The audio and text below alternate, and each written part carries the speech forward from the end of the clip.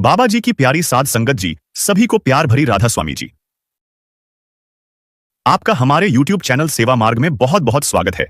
आज जो हम आपको साखी सुनाने वाले हैं, इसे अंत तक सुने जी, क्योंकि इस साखी से आपको बहुत कुछ सीखने को मिलेगा और आपको सिमरन करने में भी सहायता मिलेंगे। साध संगत जी, ये एक सत्संगी परिवार की एक बच्ची की साखी है।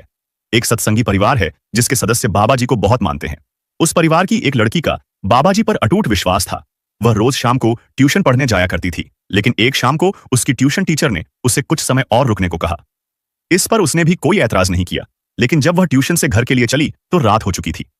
लड़की को डर भी लग रहा था, लेकिन जब बात प्यार, विश्वास और श्रद्धा की हो, तब उसकी जुबान पर सबसे पहले सद्गुरु का नाम आता था।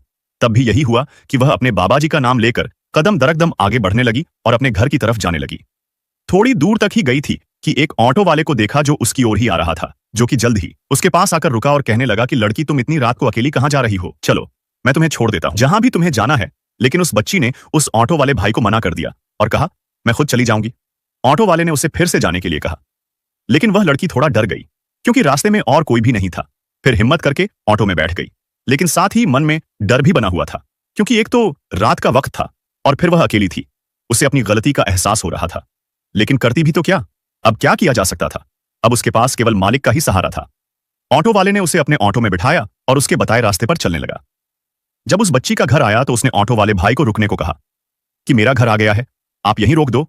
उसने एक सवारी के हिसाब से ऑटो वाले को पैसे देने चाहे तो ऑटो वाला नाराज हो गया। कहने लगा, एक तो रात का वक्त है, ऊपर से आप इतने कम पैसे दे रहे हो। यदि ज्यादा नहीं देते तो कम से कम जो 2 सवारी के दिन का किराया है वही दे दो।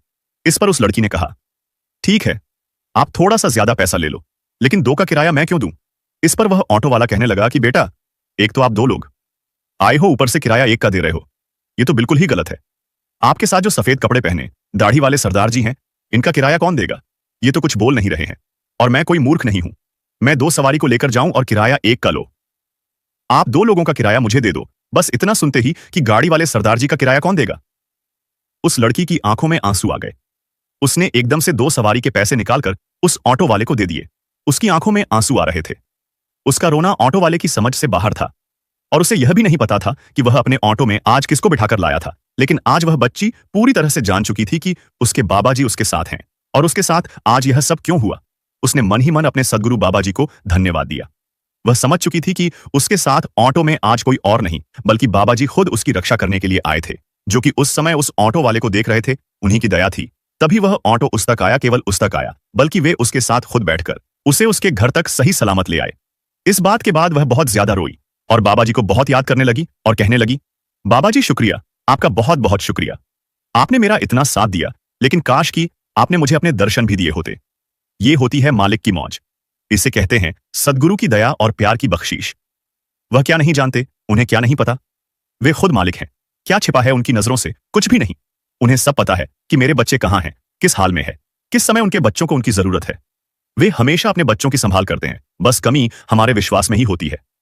हम ही उसे याद नहीं कर पाते। ना जाने क्यों हमारे पास उनके लिए वक्त नहीं होता।